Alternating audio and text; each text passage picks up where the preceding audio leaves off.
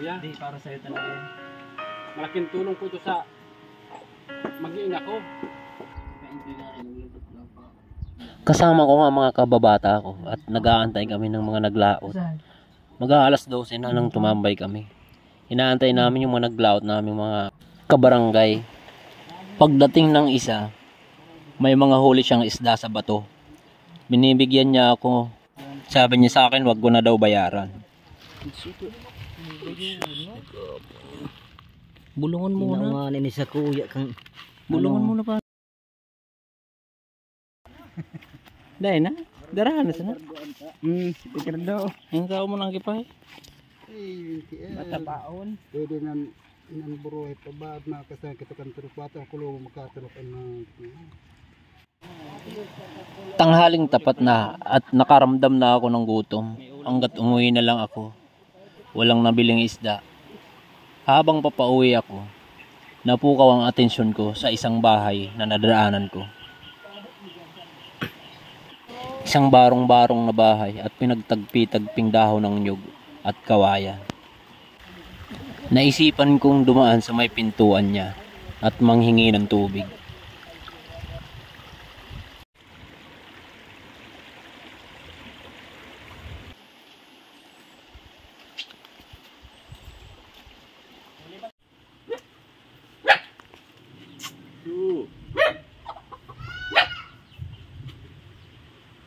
Kuya, pwede pong makahingi ng tubig? Mainom po. Sino po yan? Taga dyan lang po sa una-unahan. Oo na po kasi ako. Sino po? Okay, salamat po kuya. Tubig po. Bahay niyo po ba ito? Opo, yung namin yung bahay. Ito tubig. Maraming salamat po sa tubig kuya.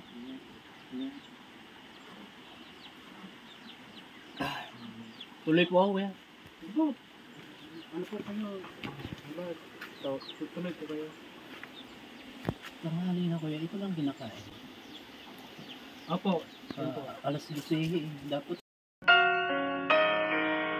Nagtataka at napatanong ako sa kanya.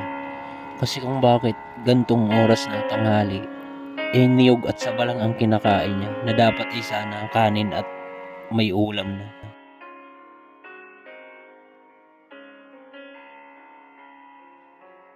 Saba lang po? Saba. Pwede pong matikman. Tikman niyo po.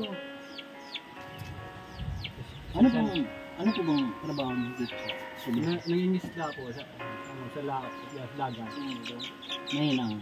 Mahina po. Wala ka man lang pambili ng bigas. Ilan na ba anak mo? Ano? Apat. Apa?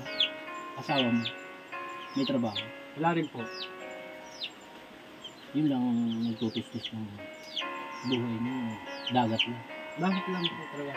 Eh paano kung sabihin natin may bagyo o kaya yung panahon masama? Wala pong anak buhay. Ano? Sa buhay. Kamuting kahoy, kamuti. Ano po? naman to? Ayan, at ito yung ano po na pang ano dito. Dito? Parang pang sahog. Sinasabay mo pag kinakain. Opo. Masarap ba yan? Masarap. Pwede pengi. Ito. Ano pa yan?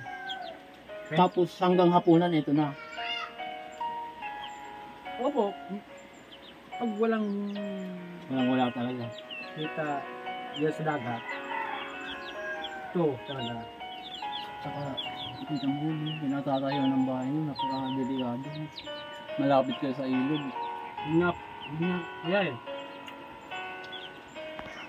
Matatakot nga. Talaga. Hindi kaya pag katulad ng bagyo malambot yung lupa ay baka nag-landslide to, kawawa naman mga anak ko dito. Minsan, umalis naman ito pag may bagyo. May relocation naman dito. Mayroon ko yan. Naalis kayo dito. Opo. Eh, magkano naman kinikita mo sa Ito lang, panglalaot sa isang araw? Halimbawa ganyan. Minsan, pag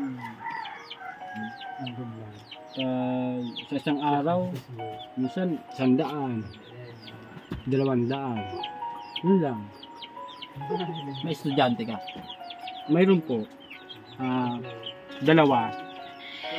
Isang grade 7, isang grade 3. Paano naman yung baon niya araw-araw? Minsan, wala kuya eh. Saging lang, okay na. Oo, minsan,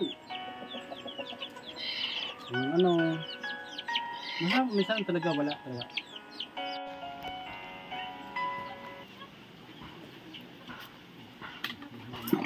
Anong gagawin mo dito? Kaya sa ano na to? Ito mga gamit mo sa laot.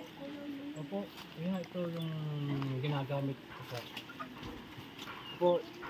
Ito po yung ano, tawag dito.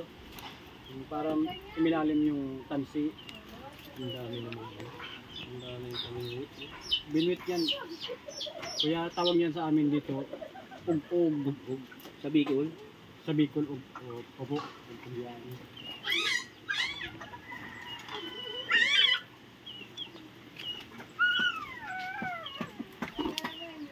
Ito naman po, kuya, Sa malalaking, sa malalaki po yung, kasi malaki yung ano nyo. opo. Ito yung, tawag dito, tulad ng panghigi. Nahuli niyan? Malaki Malalaki. po, opo. So pag nakakahuli ka ng ganun, medyo nakakabili ka naman ng bigas, ganun pang baon. Opo, sigurado yan. Tapos, minsan, kabili ako ng ng 10 kilos na bigas. Isang linggo na po yan sa amin. Wow. Maglalaot ka ba mamaya? Opo, para mamaya, wala na naman kami sasaingin. O ito, bigyan kita ng pambili mo ng bigas. Salamat po. Konting tulong lang para makakain naman ng Salamat. bigas. Bilhan mo ng ulam yung mga anak mo tapos pambaon sa eskwela. Konting tulong lang to mula sa akin para sa... Wow, ang bait nyo naman, kuya. Hindi, para sa'yo talaga yan. Malaking tulong po ito sa mag-iina ko.